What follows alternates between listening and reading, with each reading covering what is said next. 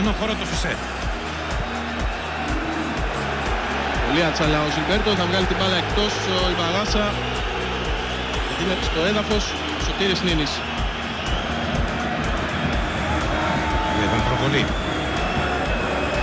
του Αβραάμ Παπαδόπουλου. Σε μπάλα ο Νίνης από την άλλη πλευρά. Κατέβασε αλλά άνοιξε.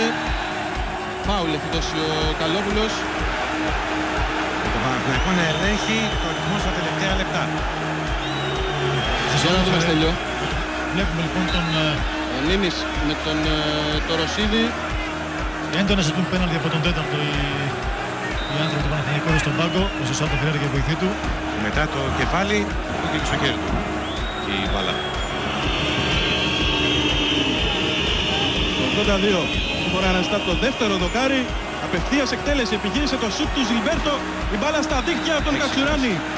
Αλλά έχει σταματήσει η φάση για offside. Ησυχώς ο βοηθός. Ξαναβλέπουμε την προηγούμενη φάση.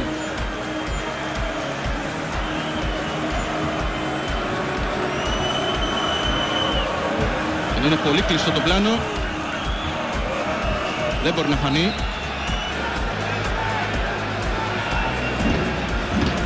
Εδώ πάντων εκτός εστίας δεν βλέπουμε την ευθεία. Φαίνεται ότι έρχεται πίσω, από πίσω ο Κατσουράνης. Ο Κοβού σε ρόλο δεξιού μπακ. Θα βγει η σέντρα, οι κόντρες, η ευκαιρία για τον Ολυμπιακό, το 2-1 από τον Τσιμπούρ. Ξαναβλέπουμε.